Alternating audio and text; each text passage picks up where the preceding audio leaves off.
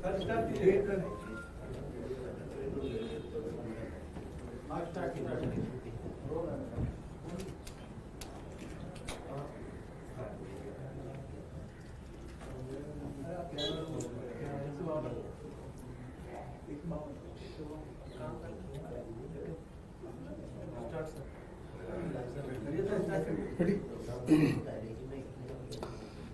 8 तारीख को दिल्ली विधानसभा के परिणाम आ गए और आज लगभग 10 दिन पूरे हो गए हैं और बीजेपी अपना मुख्यमंत्री डिक्लेयर नहीं कर पाई।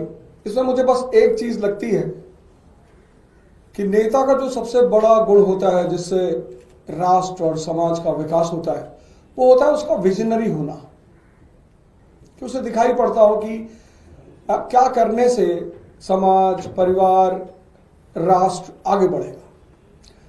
हम दिल्ली को पिछले 10 सालों से चला रहे थे, हम एक चीज पे काम कर रहे थे और उस चीज ने दुनिया के जितने भी आज ताकतवर देश हैं सबको महाशक्ति बनाया है। आप सबको पता ही होगा, वो चाहे यूनाइटेड स्टेट्स ऑफ अमेरिका हो 1787 में स्लम एरिया आज सुपर पावर, चाहे वो जर्मनी हो, चाहे वो जापान हो, चाहे आज चाइना हो, सब ने एक चीज पे काम किया है और उसका नाम है ह्यूमन रिसोर्स। नेचुरल रिसोर्स होने के बाद भी अगर ह्यूमन रिसोर्स स्ट्रांग नहीं होगा तो वो राष्ट्र कभी आगे नहीं बढ़ पाएगा, वो राष्ट्र कभी मजबूत नहीं हो पाएगा। और ये बात हमारे नेता अरविंद केजरीवाल जी को बिल्कुल स्पष्ट थी और इस ह्यूमन रिसोर्स के 2 सबसे स्ट्रांग पिलर हैं। पहला पिलर एजुकेशन और दूसरा पिलर हेल्थ। भारत जब महाशक्ति था, प्राचीन काल की अगर मैं बात करूं एशियन पीरियड की, तो पूरी दुनिया के उस वक्त जो नॉन दुनिया थी उस दुनिया में लगभग सारे देशों के लोग भारत में पढ़ने के लिए इच्छुक थे। मैं बात कर रहा हूं नालंदा और तक्षशिला की, और मैं बात कर रहा हूं फाइहान और ह्यूएनसांग जैसे लोगों की जो चाइना से भारत पढ़ने के लिए आए। तो जब देश में शिक्षा उच्चतम स्तर पे थी तो देश महाशक्ति था। जब देश में चरक जैसे चिकित्सक थे, धन्वंतरी जैसे चिकित्सक थे तो देश महाशक्ति था।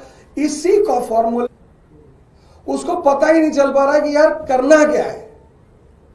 भाई झगड़ा करना, दंगा कराना, लड़ाई करना, ये तो कोई भी कर ले, लेकिन राज्य चलाना और फिर राज्य को आगे लेके जाना, सरप्लस स्टेट का दर्जा दिलवाना। हमारी सीएम साहिबा अभी डिस्कस कर रही थी अपने बजट के बारे में, उन्होंने कहा दिल्ली स्टेट सरप्लस स्टेट का सरप्लस बजट का स्टेट है।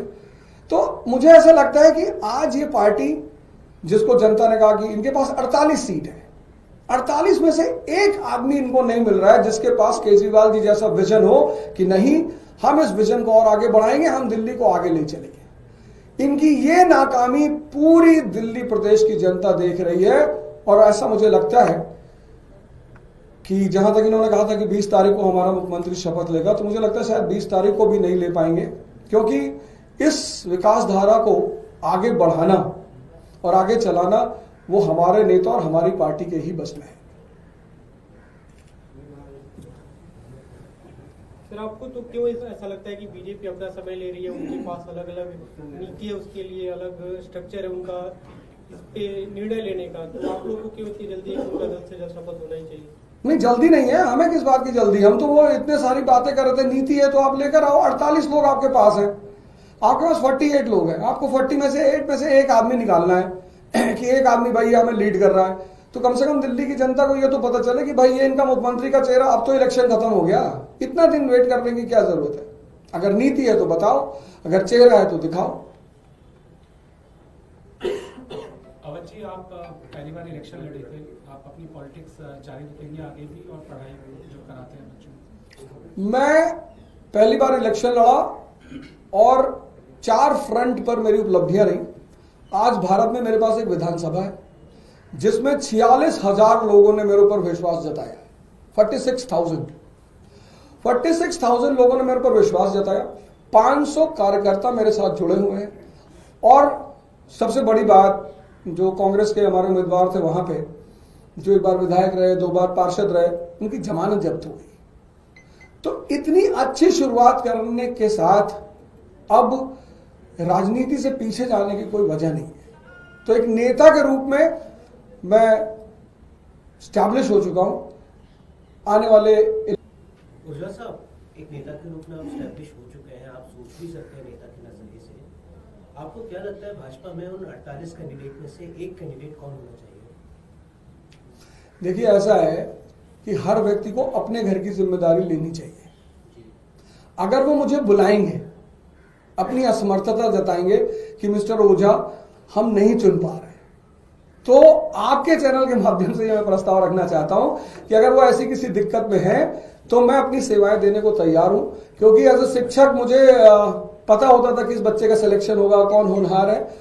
तो मैं ये कहना चाहूंगा कि अगर उनको मेरी सेवाओं की जरूरत है तो मैं उनके लिए उपलब्ध हूं। मैं बता सकता हूं आने वाले समय में कि वो क्या कर सकते हैं।